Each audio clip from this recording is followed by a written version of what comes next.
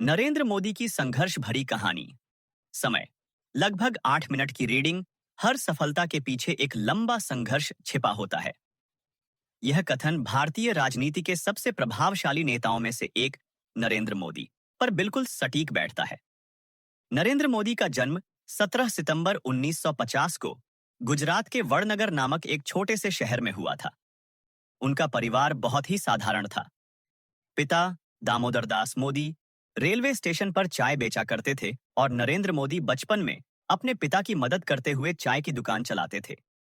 एक ऐसा बच्चा जो स्कूल से लौटने के बाद स्टेशन पर चाय बेचता था, कौन सोच सकता था कि वही एक दिन देश का प्रधानमंत्री बनेगा। बचपन और संघर्ष। मोदी का बचपन कठिनाइयों से भरा हुआ था। उनके घर में न बिजली थी, न पर्याप्त भोजन, लेकिन उनमें एक अजीब सी जिज्ञासा थी, कुछ अलग करने की, कुछ बड़ा बनने की। वे बचपन से ही बहुत अनुशासित और मेहनती थे। एक बार स्कूल में भाषण प्रतियोगिता हो रही थी। बाकी बच्चे घबरा रहे थे, लेकिन नरेंद्र मंच पर पूरे आत्मविश्वास के साथ बोले। उनके शब्दों में ताकत थी, सोच में स्पष्टता थी और बोलने में दम। यहीं से उनमें छिपे नेता की झलक दिखने लगी। युवावस्था में निर्णय। जब वे किशोर थे, तभी उन्होंने अपना घर छोड़ दिया। वह देश भर में घूमे, हिमालय की यात्रा की, साधुओं के साथ समय बिताया और जीवन का गूढ़ ज्ञान समझा। यह द्वार आत्म खोज का था। उनके अंदर राजनीति की चिंगारी पहले से थी, लेकिन इस यात्रा ने उसमें आग भर दी। वे राष्ट्रीय स्वयंसेवक संघ आरएसएस से जुड़े। वहां उन्होंने अनुशासन, संगठन और देशभक्ति का गहन प्रशिक्षण प्राप्त किया। राजनीति की शुरुआत। नरेंद्र मोदी की राजनीतिक यात्रा की शुरुआत भारतीय जनता पार्टी बीजेपी के संगठनात्मक काम से हुई। उन्होंने पर्चे बांटे, पोस्टर लगाए, सभाओं की व्यवस्था की। कोई भी काम छोटा नहीं समझा। धीरे धीरे पार्टी में उनका प्रभाव बढ़ने लगा। उनकी संगठन क्षमता, रणनीतिक सोच और जमीनी जुड़ाव ने उन्हें पार्टी के लिए अनमोल बना दिया। 2001 गुजरात के मुख्यमंत्री बनना। साल 2001 में जब गुजरात भूकंप की त्रासदी से जूझ रहा था, तभी बीजेपी ने नरेंद्र मोदी को गुजरात का मुख्यमंत्री बनाया। यह एक बड़ा दायित्व था। एक ऐसा राज्य जिसे पुनर्निर्माण की जरूरत थी और एक ऐसा नेता जिसे कभी कोई प्रशासनिक अनुभव नहीं था।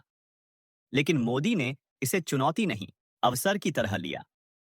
उन्होंने गुजरात के विकास की नींव रखी।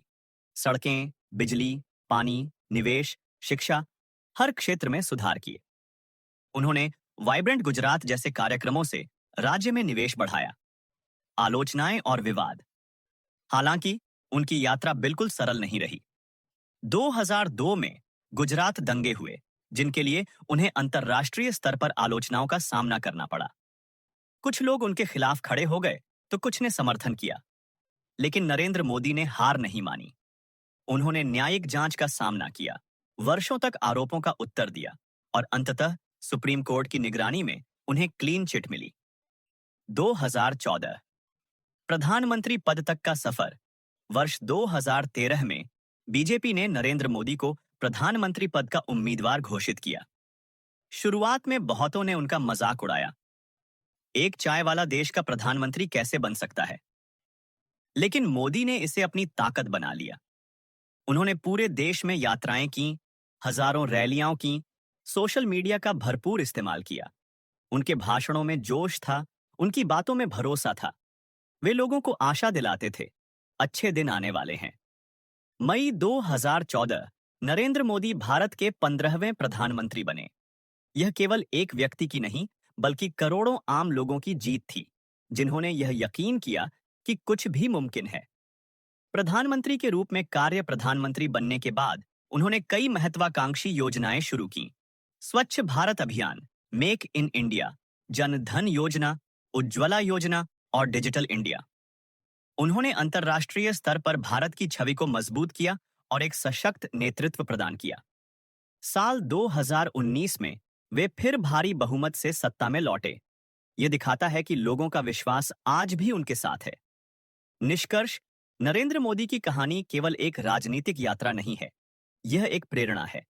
उस व्यक्ति की जो विपरीत परिस्थितियों से लड़कर, आलोचनाओं से जूझकर और असंभव से दिखने वाले सपनों को सच करके दिखाता है।